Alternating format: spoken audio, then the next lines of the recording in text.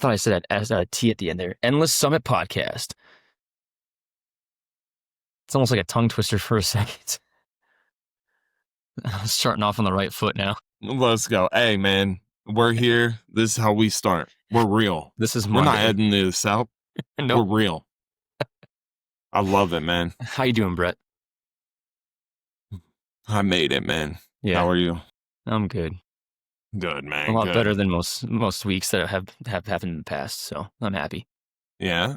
Yeah. How was your week, man? I know you had your Friendsgiving and stuff like that. How was the week? It was good. First week of training at the new company, and it was really good. Everybody's like super cool, really nice.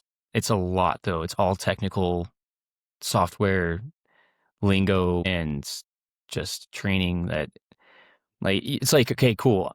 I've grown up around tech. Like I know how it works, but there's just you feel like you're becoming a hacker now because you have to learn how to use other people's computers. It's like you get to remote in on their computers and then like download software into their computer and just make sure that their networks are all up to speed. And you just have to know a lot about computers now, like networking. And so today, even like my training was about phones, like how to install phones isn't that difficult because luckily they make it simple for everybody, but still like you have to troubleshoot how the phone is going to work or not work at their location and stuff like that. So you get to sit in on a lot of calls and thankfully there's that training, to know, but I know like next week they're going to start throwing me into calls like leading them. Okay. So we'll see how that goes, but it's been good. It's not too bad of a drive and man, like we had barbecue now. I had barbecue last week, barbecue today. Like they have these company lunches once a month, so that's pretty nice. So they're winning me over with food, That's the best way to do it. Just win you over with barbecue. It's like couldn't be better. There you go, man. That's what's up. But yeah, it was a good week and met with that cool coach. Hopefully having him on. Man, it'd be great to have him on this podcast, but we'll have him on my own other podcast and then Friendsgiving on Sunday that went longer than expected, but still a good time. Right. So, yeah. What about you? How was your week? Bro, it's been long. Yeah. Yeah, it's been long. Freaking. I think I've fallen into like depression, anxiety the last week and a half. So trying to get through that, but day by day, right? Like you can't just force it to be over. You just have to ride the storm and let it pass. You know what I mean? We can use the tools that we've learned in life to try to get through it, but there's no magic fix to get through it. And so just been working on that, man. And the kids have been great. They ended up sick, so I had to come home and work from home today and tomorrow. So trying to get them healthy before we go out of town for Thanksgiving. We had a couple of basketball games that were good. We took an L, but we tried real hard. So that's what really matters. And I've taken a break myself from the gym for the last couple of weeks. I think part of it's like the depression and whatnot, but at the same time, dude, my body's just tired. I needed a break, and it's been nice to get a break. Like I'm only focusing on work and family. There's nothing outside of that right now, and the gym's good because it's me taking care of myself, but at the same time, me taking a rest is me taking care of myself too. So it's been good. Nothing crazy to talk about. Just hoping I can get myself out of this hole sooner, We'll see how it goes. I have therapy tomorrow, so we'll see if I was that about to helps. ask. Yeah, I was going to ask if you had this week. Yeah, I have it tomorrow, so we'll see how that goes. I see her every other week, so we'll see, Usually when I talk to her, she's really good about calling me on my shit and whatnot, and maybe I need some of that this week, and we'll see. It helped so much when I was going before, so I think it'll be good. It's a nice outlet to have, and so, yeah, we'll just get to tomorrow and hopefully that'll help. And then the next day's vacation, man. So that'll definitely help because it'll get my mind off of the stress that's going on at work. Because, dude, I have so much going on right now. So It'll give me a Mhm. break from stressing about that because I can leave it here. I don't have to take it with me, which is really nice. Mhm. And then, yeah, and then get back on Sunday and get everything ready for the following week and get back to the grind. So, Mhm. so yeah, good, little bit of good, little bit of bad, but we're somewhere right in the middle and, we're not stopping. We're still pushing. So Mhm. that's good. Yeah. Well, thanks for sharing that. Oh, of course, man. That's what we're here for. Mhm. It is. It is. Right? Well, if you need anything from me, let me know. You know, Of course, man. I appreciate there's you. anything I can do for you. I know. I appreciate you, man, and I will. If there's something I need, I'll definitely let you know. I just right now it's something it's not too serious, you know what I mean? Mhm. So it's all right. Mhm. Like it's Mhm. something I can get through and Mhm. it's not a deep, deep depression. It's just like I have some depressive thoughts and Mhm. looking more at the negative, but at the same time, like using the tools like Brett, chill out with this, like look at this side, right? Or you got to put this out of sight, man. Like this Mhm. really shouldn't be affecting you like this. Just Yeah. stuff like that. Trying to talk myself through it. A little bit of positive self talk, like going to the gym, right? Like I was beating myself up for not going to the gym. Like, dude, you haven't gone. Like you're a coach, you're a personal trainer. Like you got to get there. And it's like, wait, hold on, Brett. You're a human. You're gonna go through these phases. Give yourself some grace, like, and ride it. Like you can't get rid of it. Ride it and be there Mhm. for the other people. I still went to my personal training with both my clients and, so That's good. still made it to my games and whatnot. So we're good. Yeah. Yeah. Good. Yeah. Right on. Thanks, man. Well, keep it up. I will. Don't you worry. Sweet. So, all right. So we got a few questions. We're gonna bring up the podcast a bit from the last time because I know we got pretty deep and heavy with the last podcast episode, but we got some good reassurance. Not reassuring. I guess some just better stories, some more uplifting stories, Yeah, we're gonna be more positive this episode. reassuring everybody that everything's gonna be okay. Yeah, we're not gonna leave you guys in the dark like last week. We're picking it up this week. Yeah. There we go. I like it. Me too, man. And I'm gonna let you lead off. I sort of downed us at the beginning, so we're gonna pick it back up with Shane. And I just want to know the question we got here is what small daily victories mean in coaching and in. I used to think small victories didn't mean a lot. Mm-hmm. And I downplayed the small victories. I was like, yeah, it's a small victory. It doesn't mean anything. Like now it means everything. Like you have to have those small victories. Like it's just, it goes back to reference Atomic Habits a little bit. So like Atomic Habits is all about small, like starting small. That's Yep. why it's called Atomic Habits. You start I small. love that book, man. Yeah. And so you're building up momentum by starting off with small habits to success. Like those are technically little wins. When you can do something successfully over and over again, that's a win. Mm-hmm. And I didn't think much of it because I'm such a big picture kind of guy. Like I want to win the overall goal, right? I want to win the big goal. I don't want to win the small goals. I don't care about the small goals. But it's like as I've matured, I guess, and develops, like the small goals are the ones that matter the most to get to the big goal. Obviously, the big goals you don't just win naturally, or like they don't happen to win or succeed by ignoring the small wins. So small wins in coaching and in life, they matter more than you think. And it could be waking up on time. It could be getting to work 10 minutes early. It could be having a more nutritious meal throughout the day rather than just junk food. It could be ignoring the candy or the sweets one day at a time. Like I was a heavy Coca-Cola drinker. Like I would drink a liter a day almost and cookies on top of that. And like, honestly, I don't know if it's luck or just my body is a tank and I haven't become diabetic because of all the sugar intake that I used to consume in the past. And then it just took a day where I was like, you know what, I'm gonna quit. Pretty much quit cold turkey, and I limited myself down to like, okay, let's do it once a week. Like have Coke once a week. That should be enough. And then that was the goal. Okay, yeah, there we go. Now I drink Coke like maybe once a month as just like a small treat, or if I'm just feeling lazy, need a caffeine kick, Mm-hmm. then I'll have it then.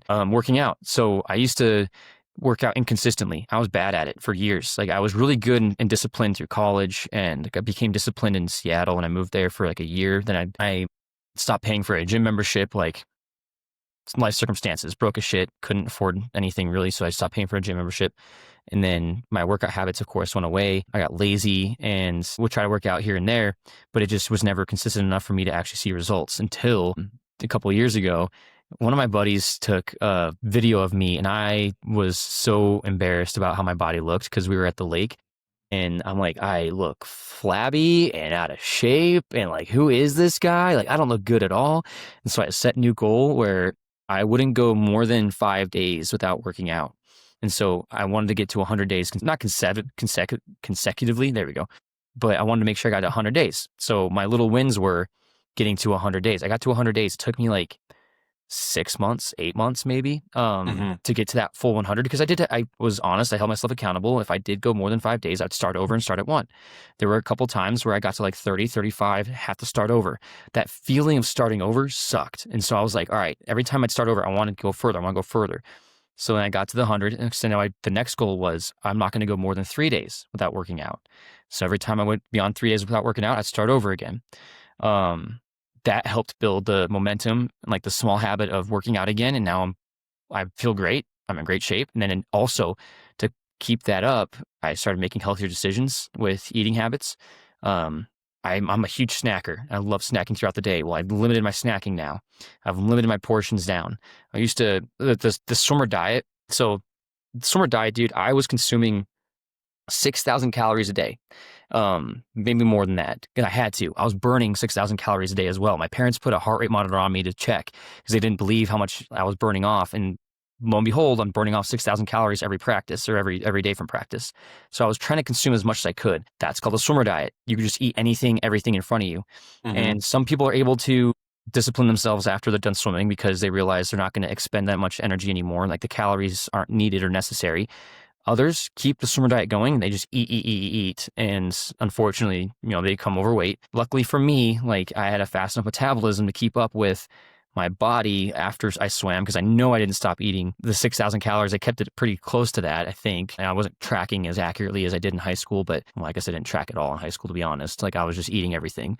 But college, I knew I had to eat enough to at least sustain the muscle growth that I was having, like as I was working out. And then as I moved to Seattle, there was more weight gain, mostly because of just bad habits, just improper eating. So to me, I guess to kind of go back to that is, yeah, like the small wins are incredibly important. And like I took those more seriously. I'd say the last 2 to 3 years, the small ones are more serious to me now to Mm-hmm. finally get to those bigger goals. And I think that's something that coaches need to stress more about is like the small wins. Also in coaching like sports, small wins, like in swimming would be the technique that you'd be able to correct yourself on. So swimming it's like 70, it's, how let me say 70%. It's like 80% technique, 20% strength. Like as long as your technique's there, then the strength will take over and that's how you get really powerful.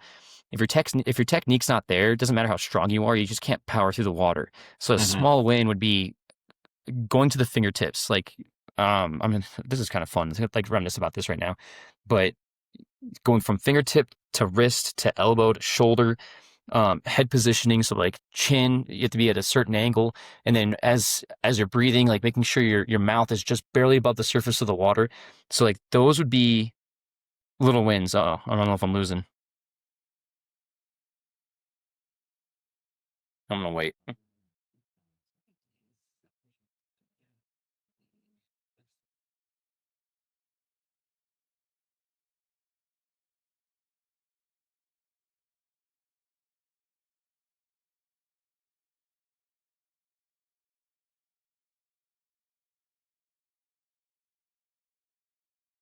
You back?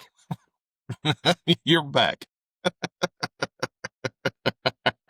Dude, you froze, and I was just like, I'm gonna wait this one out. Dude, I didn't know what you were saying, so I was just like trying to stay locked in. That way, if it was still going, like I was like, all right, they're gonna know. Like I'm hearing him. Yep, yep. No, I stopped. I was like, "Well, I'm not gonna keep going if there's no point." So where did I stop at? Uh, you started talking about fingertips. That's where we were. Okay, so yeah, so fingertips, so entry points. So fingertips, wrist, elbow, making sure you're not dropping the elbow. So just to kind of go over that, like your whole body positioning is incredibly important to stay at the surface of the water, so that way you go faster. So little wins that I would focus on in high school was and even in college, and I swam in college for a little bit. It was competitive, but not like collegiate college.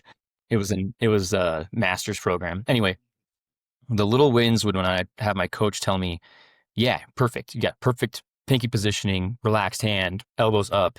You're not dropping it too soon. Shoulders in good position, like good form, heads in good form. Those would be considered little wins because that meant that I'm getting faster and I'm going to be dropping my time like I want to. So like that's important in coaching too. Like reminding whoever you're coaching that it's not about like the big goal. Like yeah, you want to lose 10 pounds. It's great that you lost half a pound. It's great that you lost 1 pound. Let's also focus in, like for you with your personal training, injury prevention. As people get Mm-hmm. older, like they're putting more strain on their bodies or losing muscle mass. There's like the mindset of, oh, I want to be big. Great, yeah, we can make you look big. We got to make sure we make you look big in the right way. We're not gonna throw you through this like insane training program where you can't sustain the body weight, and it's going to be mentally taxing. Because this is one thing that actors complain about the most is that like their training regimen for the role that they played in. For instance, uh 300, Gerard Butler. Yep. He was ripped, right? All of them were freaking ripped in that movie. They spent like 3 to 4 months, I think it was 4 months, doing two-a-days, working out, and it was just insane. It had to be insane because of the way they looked in the movie, but absolutely not sustainable. Like nobody in their minds could do that for a long period of time. Bodybuilders do it for maybe like 2 months, maybe 3 months before their show. They'll start doing the two-a-days, getting in like the calorie deficits and shit like that to drop the weight so they can have a better posture, like muscle presentation before their show.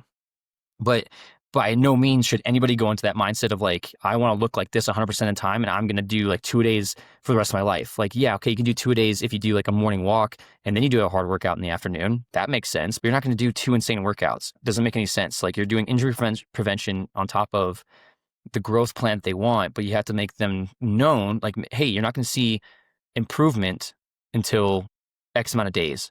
And even if you don't see it, how are you feeling? Oh, you're feeling really good now? Hell yeah, that's a win. How's your are you thinking more clearly? Hell yeah, that's a win.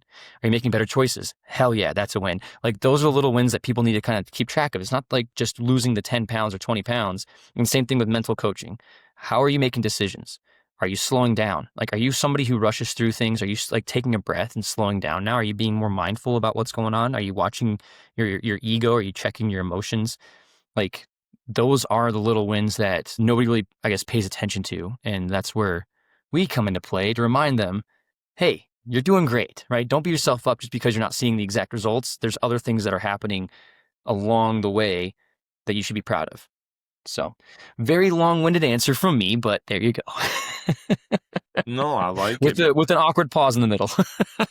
That was definitely an awkward pause, but it was all good. We kept going. Nothing's stopping us, we man. we want to make this real, so there we go.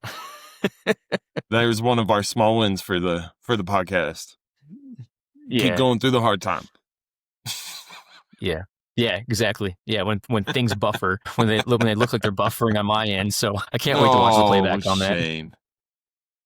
That's why you got to be hardwired, man. Well, I'm gonna tell you to fuck right off there. This Wi-Fi is supposed to be good. I'm gonna complain to the apartment. Oh, God I'm damn it. with you, man. Yeah. Oh, so I guess I'll jump into this question as well because I have a couple of things I could go with on this, but like small victories and what they mean in coaching and in life. So in life, I think just, the mentality, this too shall pass, right? And you're like, what? And it's just Mhm. like, I think of it as a win because if I'm going through a hard time, but I keep this mindset and I can remind myself of it of like, this will pass. I can get through this, and I can tell myself that and believe it every day. That's a win, right? That is the one of the smallest things you can do every single day, and you're winning. Because if you keep telling yourself that, you know that there's an end in sight, right? You're not going to be stuck in this bad headspace. You're not going to be stuck in this rough spot for an extended amount of time. You know, as long Mhm. as you're willing to continue to push yourself to get through it. And one of the ways that you can do this, and I mean, I sort of referenced it earlier, is just positive self talk. Like, I really believe in that is a small win as well. And I use this one for life, right? Like, I'm talking about me in life is positive self talk, because I do get into these Mhm. states where I just get in a depressive state and you could just let yourself go with it. But I'm not going to do that. Like, I'm not going to let it win. So how do I keep it from Mhm. winning? You know, when something is hard, for instance, my job right now, my job is kicking my butt, man. Like, I just got reamed Yeah. out by a customer last week. And for a minute, I took it really hard. I was like, I messed up. Like, this is it for Brett. This is it. But then I had to take a step back because it was adding to me in my mental state right now. I had to take a step back and just be like, no, you got this. These are going to happen no matter how good you are. You could be the greatest. You could be the greatest at your job, and you're still going to have a moment like this. Nobody's going to get out of having these moments. And so it was just like, you got this. All right. What caused this issue, right? And how can I fix it? Okay. I am going to do this. Now, since that's happened, I've checked on this one thing on my checklist every day, right? Me checking on that list every single day, that's a win, because now I know for sure that that one single part isn't going to play a part in this ever happening again. And, Mhm. I think that's just one thing as of late that's relative, where it's like everybody deals with this kind of a situation with work in some kind of way. And it's just like, pile up those small wins at work. Like, I showed up on time. I'm using good communication with my client. Okay, maybe my communication wasn't great here, but now I'm going to practice using good communication. How am I going to be a good communicator, right? I'm going to, Mhm. when they email me, instead of waiting 24 hours to email them, I'm going to email them before the end of the day. And if I could do that, that's a Mhm. win, right? That means my Mhm. communication is staying up and constant. And so that's a win. As far as coaching, man, there's so many things that can count as small wins. I'll use my game this weekend as an example. So we went into the game and we were pretty confident, and because my girls have been practicing so hard, man. And we go in, and right out the gates, this other team was like, I don't think so. Smacked us right in the mouth, man. It was like, what? Like, they were good, dude. And so about halfway through the first half, I called a timeout, because you could tell they were getting tired, because we only had 6 players. And so you could tell they were getting tired. And so it was like, I'm going to give them a chance to get water. And then in that break, while talking to them, excuse me, while talking to them, I just was like, hey, we're still in this game, right? And they're like, yeah. And I'm like, what? No, we're still in this game. I'm like, hey, teammate number 2. I don't want to put the kids' names out there because they're kids, but like, teammate number 2, what'd we practice this week? Defense. I was like, are you doing what you're supposed to be doing on defense? Are you shuffling? Are you hustling? Are you going for rebounds? Yeah. I was like, that's a win. You don't have to get them all, but you're doing it.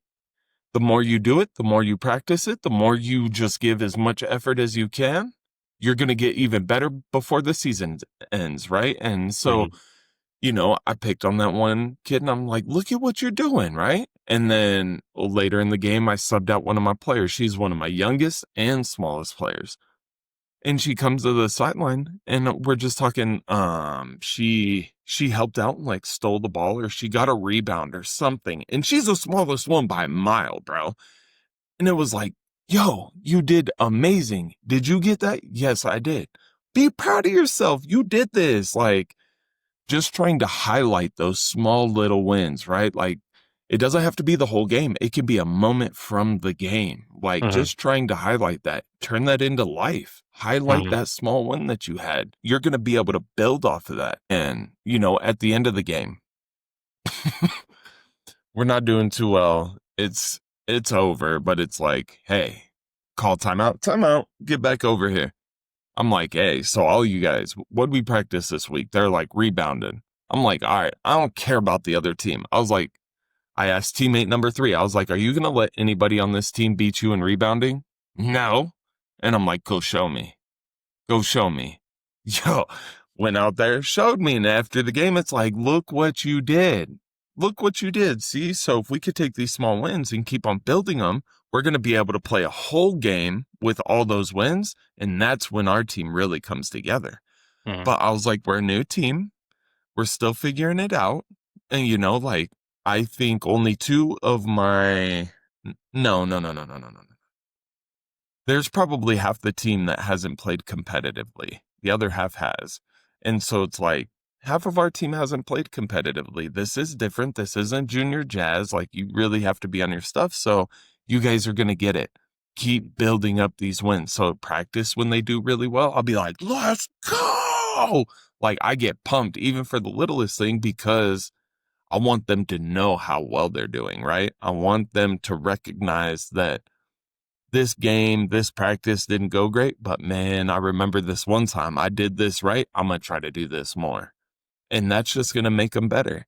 And that'll make you better. That'll make me better. That'll make everybody better if we focus on those small moments instead of always the big picture. And I mean, as far as me, I think I'm alone now. So I'm going to keep going because we're still recording. As for me, I just, in life, I want to try to be as positive as possible. And if you always look at the big picture, you only look at the negative moments, it's really going to take you down. And so trying to focus on those small little wins every single day, showing up for work, even if it's just getting in the car and driving to work, you did it. That's a win. Even if you, um, even if you let's say you go to the gym. Let's say you're starting new at the gym. You go to the gym and you don't go in, but you drive to the gym. That's technically a win. That's a step towards getting you inside the gym. And so next time, now you're going to go in, you're going to walk into the gym and you're going to be like, well, I took a step further. That's a win. And those are all things that you should be proud of. And now we are going to take a short break because I need to get my boy Shane back. Well, welcome back. Oh, this We is got Shane back. awful. We're trying. All right. So my question to you was, what do you try to pass on through FYL coaching? What is your goal? What do you want to pass on to Yeah. any of your clients? Yeah, so FYL coaching it stands for forget your limitations, or in like the more explicit sense, fuck your limitations. What I want to pass on through my coaching is essentially like, obviously in the literal sense, like forget your limitations. There's really nothing that should be limiting you. Whatever you want to get in life, you should be going after. Yes, there are hurdles that you have to jump over. There are things that get in the way. I've kind of started thinking about this theory of inconveniences. So like there are inconveniences of when like say like you have a perfect day going on, right? You wake up on Mm-hmm. time, traffic's running smoothly. You get to work, and then all of a sudden your drink just spills all over you as you're walking through. Inconvenience, right? Does it that mean your day's over? No, it's an inconvenience because you got to clean yourself up. You got to dry off somehow. You got to get a new drink if you want a new drink, all that shit. People always think of like these roadblocks that come into our lives, and the roadblocks inhibit you from moving forward. I want to eliminate the thoughts of roadblocks and start thinking about things as inconveniences, because when it's an inconvenience, you can sidestep the inconvenience, deal with it, move on. Whereas people, when they think of roadblocks, I know it's doing it again. When they think of roadblocks, sometimes they get just, it's like a dead end almost. Of course, there's the thoughts of when you hit a dead end, you just turn around and go back, find a new direction. But essentially with FYL coaching, what I want people to take away is whatever's limiting you, we got to try to figure out where you're limitless at. So if you're in a job that you're stuck in, all right, let's find you a new job that you could be unlimited in. If there's a goal that you're trying to achieve with your family, yourself, your friends, social, romantic, physical, mental, like obviously I'm more focused on the mental side of things. So I guess we'll stick with that. So on the mental side of things, you're trying to get out of whatever frame of mind you're in, then we've got to take away those limiting thoughts, whatever limiting thoughts you have. I am the king of overthinking. And so I have limiting thoughts pop up in my head all the time of whatever my capabilities are. Essentially, I want people to have a better understanding of themselves and, yeah, where their capabilities are, their limitations, and then let's figure out where we can get beyond that. There's two concepts that I've thought of so far: ARC, ARCC really. It's accountability, relationships, consistency, and communication. Those four, to me, are the foundation, like the four building blocks of what will help create that like limitless thought. Like, how am I doing with my accountability? How am I with my relationships? What's my consistency like? And then what's my communication like as well? You start fixing those four things, then that's what's going to help kind of snowball to that limitless mindset. And then the other concept, it just escaped my mind, unfortunately. I had it like right there at the tip of my tongue after I was going to explain ARC, and now it's gone. So That's okay. when it comes back, I'll let you know. But yeah, that's where I want FYL coaching to stand out and be.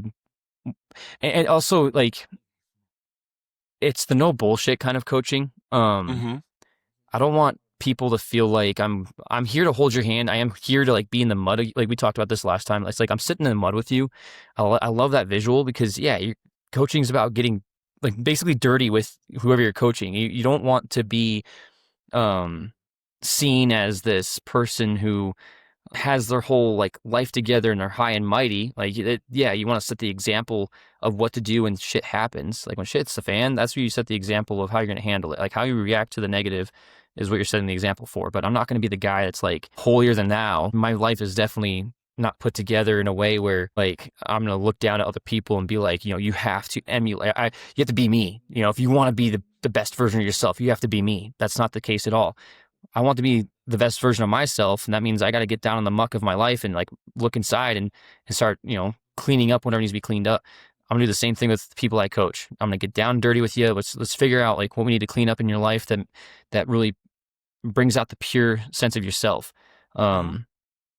And I think the no bullshit sense of coaching is what I love the most about it. Is like I'm not going to fluff anything. There's no sugarcoating here. There's no being around the bush with how I feel and what I think about the circumstances. Yes, I am mindful of how I coach people. I'm not going to be an asshole and just say like, well, you're fucking fat because you eat a lot of junk food throughout the day. It's like, what can we do to change your lifestyle, right?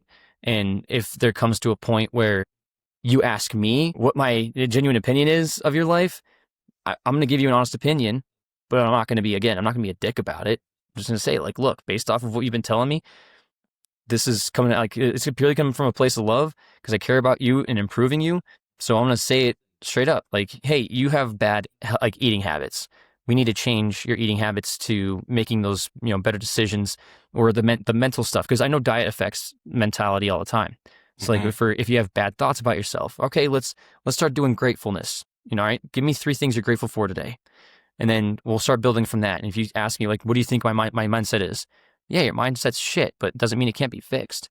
Mm-hmm. So that's where I want to be. Like, I want to be the gritty kind of coach because I love that with myself. I like having, like, I guess I always think of, like, my dad's stories of how he was coached and, like, what my dad went through and just how hardcore you had to be growing up as a kid of you throw dirt on it, right? Whenever you get bruised up, beaten up, just rub some dirt in it. You move on. 100%. Yeah, it's like I want to bring back that kind of coaching of like, yeah, just throw some dirt on it, rub it in, deal with the sting, embrace the sting, embrace the pain of it.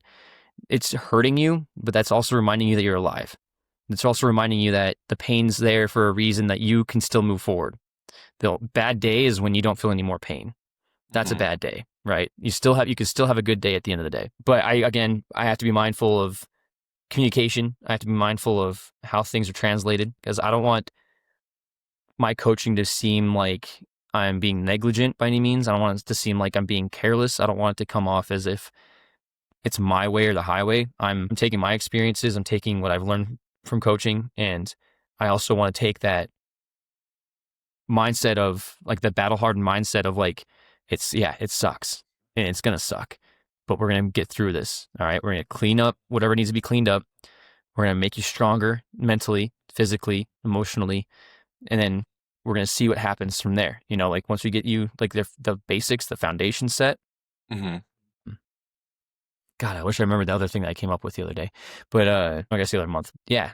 Start from the foundations. We're going to get the grit back, get that old school grit back, grind your fucking teeth in. We're going to go like take the hits. That's why I love like that Rocky speech that he gave. You know, it doesn't matter how hard you hit. All that matters is how hard you get hit and keep moving forward. Mm-hmm. And that's how winning is done. I love that speech and just like the 5 minutes of it. It's great. That's kind of what inspired me to come up with this mentality of grinding it out and dealing with the pain and dealing with like the also I'll end it with this. It's like dealing with the insecurities that you've been pushing off for so long that you think they're a part of you.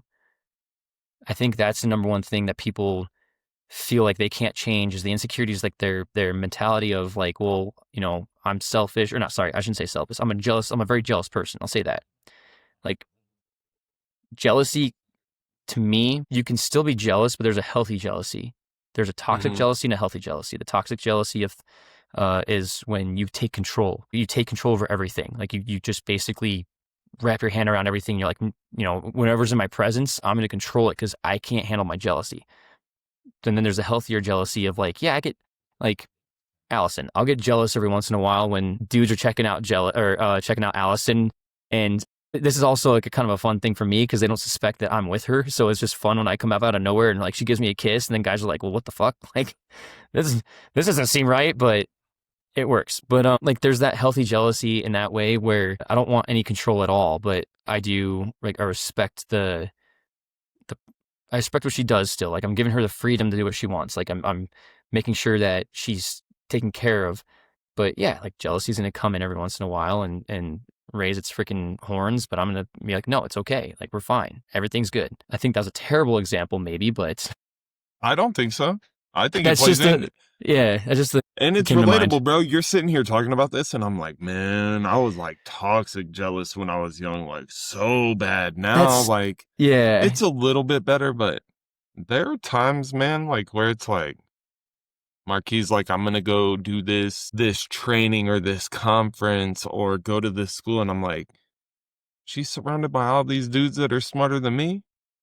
yeah, Shit, like, I get a yeah. little bit jealous, not like crazy, like, because eventually I'm like, all right, I could beat him up. No, I'm just playing. I'm just playing. But no, but for real, it's like, no, like we have a life together. Like we're a perfect match for each Mm, other. And so like that helps ease it. But mm. there's that feeling of jealousy that comes up. You know what I mean? Yeah, it's definitely the ego, right? So there's the ego that comes out of that, and so you have to kind of just ease the ego, and there's a healthy ego and an unhealthy ego. That like the ego is the core of like a lot of insecurity, right? Because their ego Mm-hmm. is what keeps your confidence like relatively intact.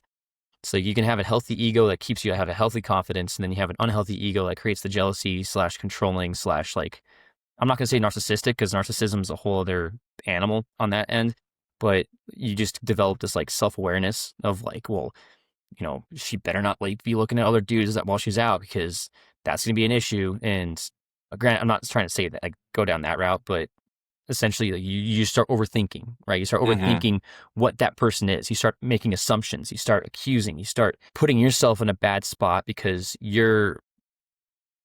you have no control over what that person's going to do. And so you start kind of making your insecurities worse in that aspect. Mm-hmm. So anyway, that was, yeah, I'm not going to touch that one anymore. I feel like jealousy is such a, like a touchy topic and that could be a whole other podcast of how to handle that. But, Maybe essentially that's, later down the road. yeah, but essentially that's where it's going to go is like, it's just reframing your mindset and then making you more comfortable with your insecurities. And I guess another insecurity that people have is just like public speaking or uh, fear of embarrassment. You know, how do we tackle those or uh, how do I I don't know what popped up. Like how do I handle starting over stuff like that, which is what I'm dealing Yep. with right now. So anyway, Yeah, that's a good question. I like that one. So what would you take away from that? Same question to you and Elevate Fitness, because you're dealing with it from like the primary level, right? So you're kind of nipping it in the bud ahead of time, because there's a lot of people that say I would be dealing with that if they had coaching at a younger level, they wouldn't Mhm. have these insecurities, right? Yeah, big thing for me. So elevate youth coaching, that's what I came up with and it really stuck. And right after it, it was like, I want to work with adults too. Like, did I screw myself by putting youth coaching in my title? But I don't think it does. Like my primary focus is kids. But I do have a secondary focus of working with adults, right? And so, shoot, man, what am I trying to pass through Elevate Youth Coaching? With my, we'll start with adults first, because I feel like Mhm. that one will be shorter. Yeah. With adults, I just want them to build their confidence. I mean, and I want them to build their mindset. Like, we can build your body. I can build anybody's body. Shane, if you gave me 8 weeks, bro, I could make you stronger. Like, I Hmm. could. Hmm. But I want to make your mind stronger too. So Hmm. in my sessions or like in my check-ins, right, we're going to talk a little bit more about like, how are you doing? What's going on this week? What was a barrier that you maybe faced this week? How can we approach that? How can we look at it differently? Let's talk about your small wins because you didn't let that barrier stop you. You still did this workout and you made it to the end. That's a discipline. You went past motivation and you went into discipline. That is a win. Hmm. And a lot of people, they don't look at it that way. Or, you know, I have that old school way of coaching, but I also have a huge issue with the old school way of training or coaching. And I think it's because I came from that and I had a pretty negative experience with it. Hmm. Uh, I mean, I can't play football. I have a knee replacement. I have to get another one already. Yeah. Where I think if coaching was approached differently, that it would have been better. Hmm. And so, with my adults, it's mainly just really trying to connect and really trying to build off of their wins. Hmm. I don't want to necessarily focus on the negatives. They can be there because negatives are a learning point. We're going to learn something from those. So those are very important. But I don't want you to hone in on the negatives or anything like that. I want you to focus on the positive. Okay, you didn't lift as much at the gym today. That's okay. You showed up. That's what matters. Hmm. If you keep showing up, we're going to make improvements no matter if you lift less this week and you lift less next week, right? Like that could just be your body. Sometimes our bodies are just like, whoa, slow down, right? And I just want them to realize that. So building their confidence, helping them understand that it doesn't always have to be perfect. Your line is never straight. You're going Hmm. to go, you're going to veer every which direction. Hmm. Sometimes you may even go in reverse. That's okay and we're going to get through it. And so that's the main thing I really try to push through with my adults. And, you know, it's dependent on each client, right? Because if I have a client that really wants to be pushed, then that's where like the old school comes in, but in a different way. Because Hmm. if they're trying to push some weight and they lessen it, it's like, what the hell are you doing? Now put it up one. You wanted to lower it one, you're going to skip the one that I had you at, and you're going to go up one. And now you're going to give me the same exact amount of reps and amount of sets, right? And I've done that to one of my clients. He was actually my very first client at Vasa. And he came in one day and he was like, he tried to fool me. He did one and he was like, oh, this is a little heavy. And he went to go put it down. And I was like, what the hell you think you're doing? I was like, now lift it up. And he was like, really? And I'm like, yeah. So he does, and he like crushes them out. We were doing tricep push downs and he smashes them, dude, but he is dying at the end. And I'm just like, okay, you know, you don't talk like that with me. And he was like, it was actually just a joke. But he was like, I knew I fucked up when I told you. And I was like, you're dang right you did. But now to the bigger one with my kids, with the kids, I just want to be a positive mentor. Mhm. And it's exactly like my saying is elevate your mind, elevate your play, right? Mhm. If we work on your mind, everything else will come. Mhm. Because you can have the best body, you can have the best physique, you can be the most athletic. If your mind isn't right, it doesn't matter. I mean, just a quick example, look at Henry Ruggs, bro. Killed it in college, went to the NFL, messed up, right? And I don't know all of his stance, so I can't like sit here and down the man, but I could give my opinion. And it's just like, man, if somebody could have worked with him on his mindset and that kind of stuff at a younger age and going through, and there could be circumstances that I have no idea about. But just looking at a blank slate and like, this is what you had, this is what you got to, and this is what you lost, right? Mhm. Without all the other bullshit. If we could have got in there with, working on his mindset at a younger age or something, maybe he wouldn't have went down the road that he went. Mhm. And so in a sense, that's what I'm trying to do with my young athletes is I want to get in there and I don't want to be that coach that is like rub dirt on it, right? Everybody thinks that to be coachable, you have to be like, yes, coach. Of course, coach. I'll try my hardest, coach. And it's like they don't want any they don't want any arguing back, right? But we're talking about kids. Kids don't understand. So I think that we should take that completely out, right? Like, I don't care. You can argue with me, you can question me because you're seeking information in the way that you know how. It may not be the best route, but you're seeking information. And so when I have that happening, instead of like, oh, just get over it, rope dirt on it, do another one, whatever, right? It's like, all right, talk to me about this. We'll pause practice. We'll pause our workout. What's going on for you? What's happening right now? Like, what's making you question or argue with me so much? Like, what's going on? I want to, like, let's really talk about this. This is a safe and open space where you can talk to me, and I'm not going to be mad at you. I'm not going to be upset with you. Like, we're just in a moment where you can talk to me and I'm going to try to understand you and where you're coming from. Because if I can build that up to where they can talk in a meaningful manner, it's going to come across better and they're going to learn more, right? And by doing that, I think that's just helping their mentality. It helps them Mhm. build focus. It helps them build trust, right? Because now it's not like, oh, this dude doesn't hear me. He doesn't listen to me. I'm hurt. No, he listened to me. After we talked, I realized that I could do this, or I realized that I could push forward. Yeah. And so a big thing for me is just really working with their mindset, a lot of positive reinforcement, right? All the things that they are doing good, we're gonna freaking just shoot those through the roof, man. If negatives happen, I'm not gonna worry about those in the moment. Well, I can't say that. I won't worry about them like in a game, right? Because we all make mistakes. If I am hounding a I work with kids from 5 to 12 right now.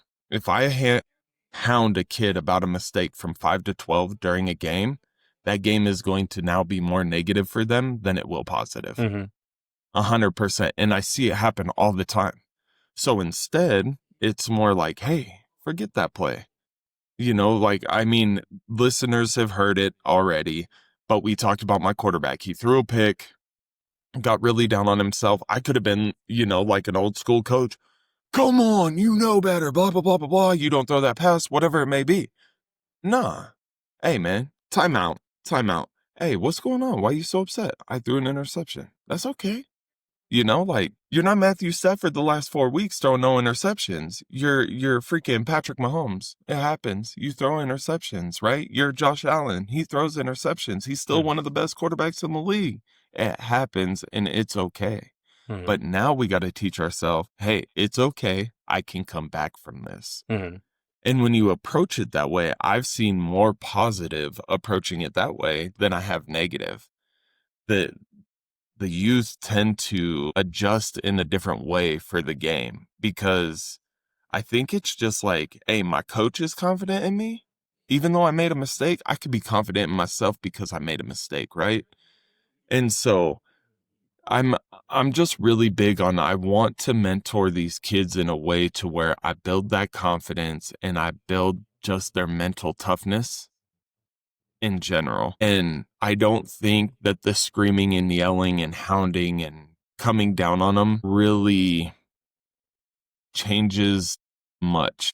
I Mm, think they actually may regress a little bit because they're going to do anything and everything, right? To do better. So, and with that I mean like my quarterback, right? If I hound him and yell at him, he's going to try to force a pass that makes me happy or proud of him, and that could cause another interception. Where if I'm approaching it the way that I am, he already knows he's doing well and he could keep doing his thing and good things will come. yeah. And that's what I want. And like I just said I'm happy for him and like the proud in quotations.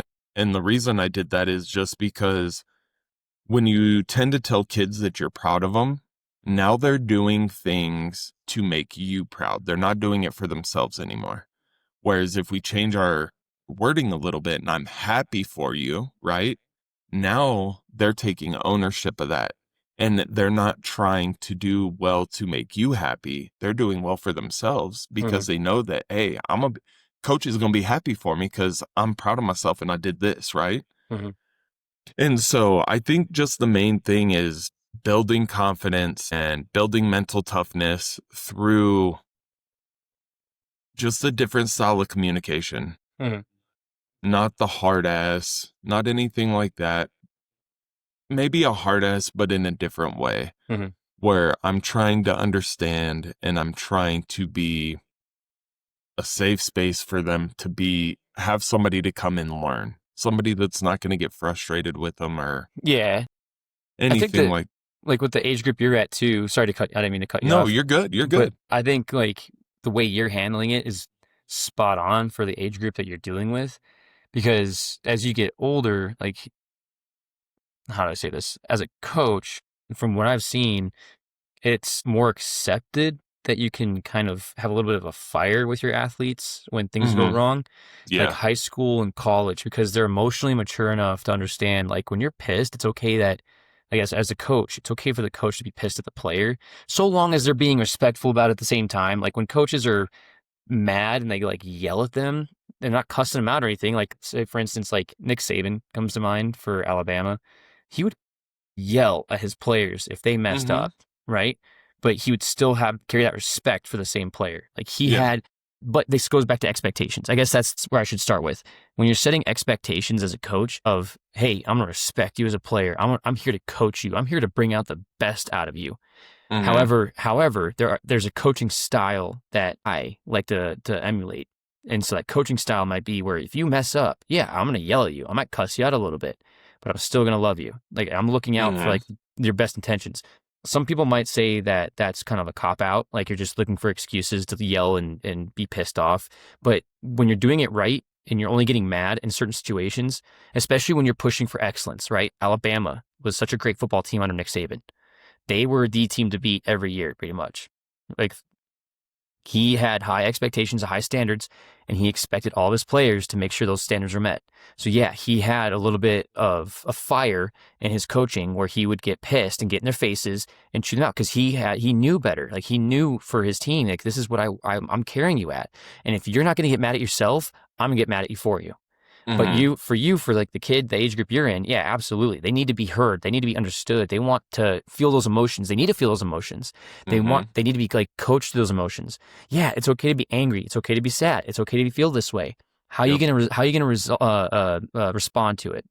Are you Yep. gonna respond back to your anger by taking it out on your team and making yourself worse? No, you're gonna respond back to your anger by being okay, like flushing it out and taking a deep breath and saying, you know what, I'm gonna have fun from now on. Don't worry about the performance, just have fun. Or if they're sad, they came in, or they're not energetic enough, whatever the case is, you let them feel that emotion, you let them accept it, you let them work through it. And that's where I think you're doing a great job of like setting that expectation of, I hey, I'm here to coach you to make you feel good. And then as you progress through life, and this is what's kind of awesome. Like I'm just thinking about this right now off the top of my head, but it's really awesome about you starting where you're at is you're going to set that example like you want to. You want to be that mentor. They're going to come back to you like when they're in high school or in college and be like, man, Brett, like I really appreciated you listening to me. Or they might be coming back to you and asking you like, hey, how do I handle this? My coach is just always on my ass about certain things. And it really frustrates me that he's doing that. How should I respond? And that's when you can take it up to it's a different mentality at that age. And when it's in high school and college, and you can say, you know what? Yeah, your coach is fiery because he cares. It's going to be tough. This is my overthinking now. My overthinking is kicking in because there's just certain circumstances for everything. It's there like is. if you don't know the coach well enough, then you'd be like, yeah, the coach is a dick. Or maybe you do know the coach that he's working with, and you're like, no, he means well. He's got good intentions, right? So that's where you can tell the player, no, it's okay. Let him chew you out. He's looking out for you. Or yeah, no, don't listen to that coach because he's giving you bad advice, whatever the case may be.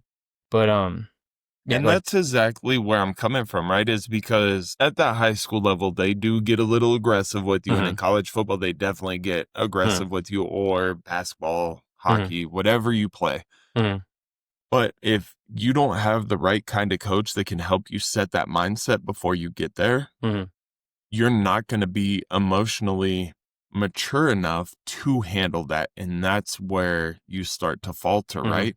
Whereas if we can build that belief system in yourself before you get to that level, you're going to be able to take that because you've already instilled this strong belief in yourself to where you can handle this and understand that that coach is not coming from a harmful place. He's coming from a place to help you be better. And he only has a window this big to get you better. He doesn't have this much time. I have this much time to get you better. He has this much time. And so it'll allow them to be more resilient towards those coaches that are just going to yell, right? So they're not freaking out because they're like, all right, coach, yep, I understand you. I'm going to work on it, right? And that's exactly where I want to get him to, man. I mean, look at Dan Campbell. Tell me he's not the greatest coach in NFL right now. Dude, he scares me sometimes with his play calling, but he's a great coach.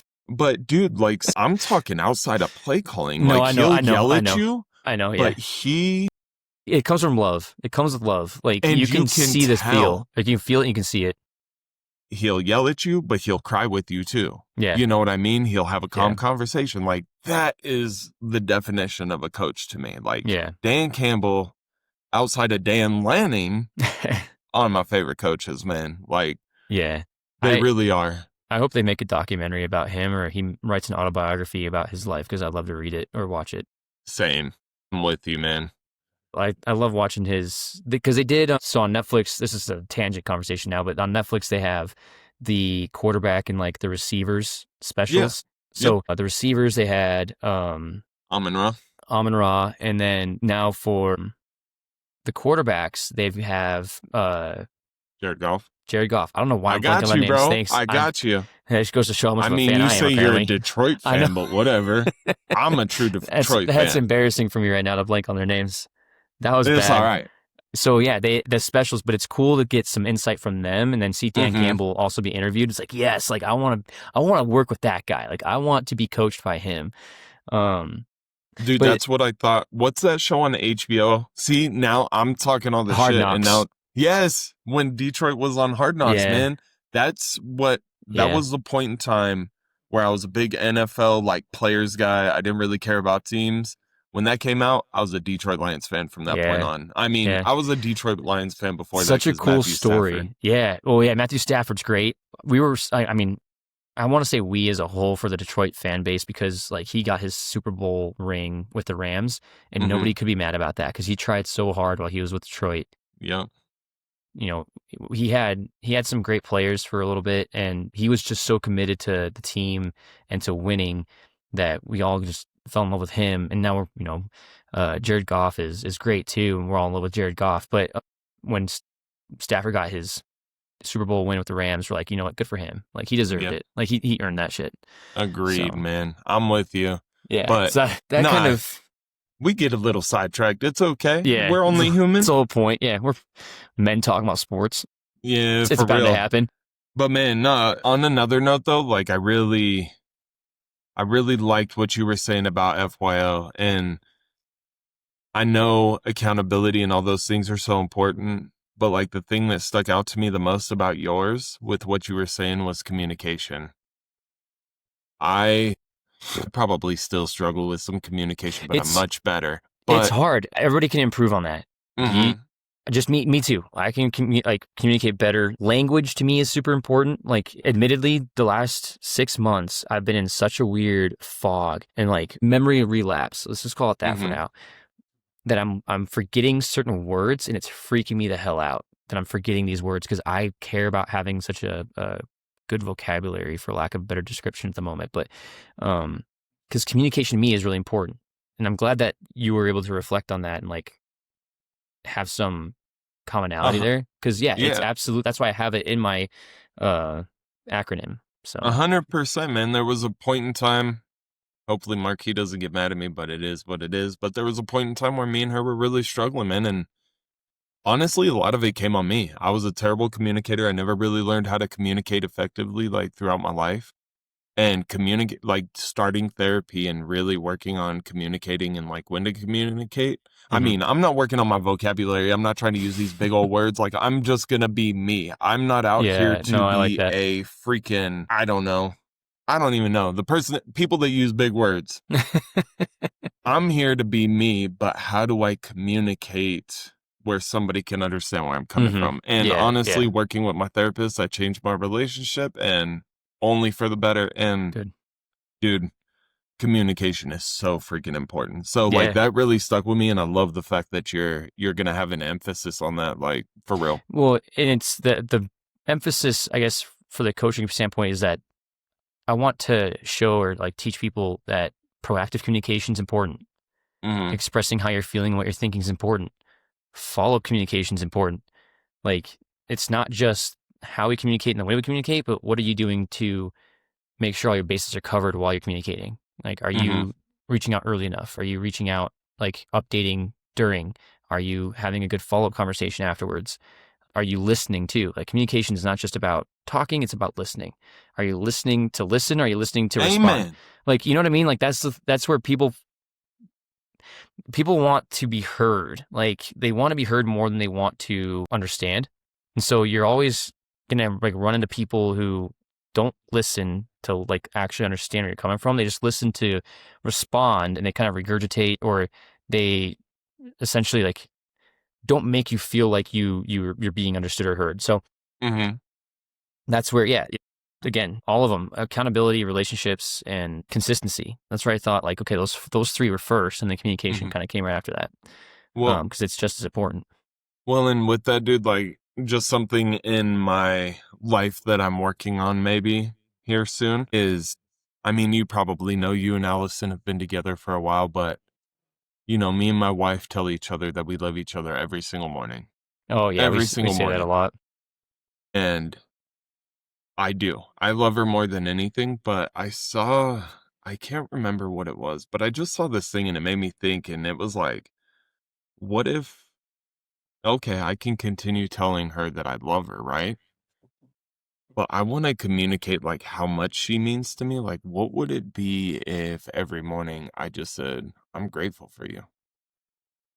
Yeah, Like, that hits different than I love you. Like, mhm. I'm grateful for you. And for some reason, it's really resonating with me. And so I'm just like, maybe I start telling her this every day. Like, how would that affect her? Because if I heard that every morning, like, I'm grateful for you, I'm grateful for you, I'm grateful for you, it's like, oh man, this person, I'm doing Well, something right, you know? it's good to, yeah, no, it's good to say that, because I'll say that to Allison every once in a while. Me too. My thoughts are, okay, yeah, like you say you love you, I love you too, your significant other a lot, and so kind of becomes watered down emotionally. So Yeah. when you start mixing it up by saying I'm grateful for you, that's awesome, right? That helps kind of Mm-hmm. stir those feelings back in, and like kind of keeps that connection solid. But however you say I'm grateful for you too much, it also gets watered down. So now you got to start thinking of other specifics. Like, I love you is basically the umbrella of the specifics, but if you start rotating these specifics, I'm grateful for you. Thank you for doing the dishes. Thank you for keeping the house clean. Thank you for picking up my favorite snacks. Thank you for checking in with me. Like, you start saying those things, like that still encompasses gratefulness, but if you're more specific, that's still saying I Mm-hmm. love you, but in different ways. Allison and I will leave post-it notes for each other every once in a while. Like, we'll write down like a quick message, whether it's like a flirty message or just like a thankful message or and I'll miss you message. Because when she travels, like when I was traveling a lot, we kind of overlap each other sometimes. And so she would leave me a bunch of sticky notes to come home to. And then I would do the same. I'd have like sticky notes for her to come home to if she was gone. Flowers. I always, whenever she's out of town, I always make sure there's a fresh bouquet of flowers sitting on the counter. It's just like a way for her to like kind of walk in and just know that I appreciate her and like appreciate like having a clean house. And then the way that she's communicated to me is like, hey, while I'm gone, it's okay if you make little messes here and there, but I don't want the counters to have anything on them. Make sure the counters are completely cleared off when I get home. I don't want to see any plates. I don't want to see any dirt. I don't want to see anything on the counters, towels even. Like, tuck the towels in the handrails or whatever. So I've made that a priority before Allison comes back. Make sure that the counters are clean, because that's my way of saying I appreciate you. I respect you. I'm listening. I love that where you're going with that though. Like, start saying I'm grateful for you, because that does hit differently than just saying I love you all the time, because you're being more specific. Like, it's more intentional of what you're being grateful for. And that's where you can take it another notch up. I'm grateful that, you made us dinner tonight. I'm grateful that you made me lunch or whatever. Yeah, like compliments go a long way too. Like we give constant compliments to each other. I gotta be better, man. Yeah. Well, it's like, it becomes habits. You do it more often, it becomes a habit, and then all of a sudden you start doing it unintentionally, and because you're just like so comfortable Well, with it.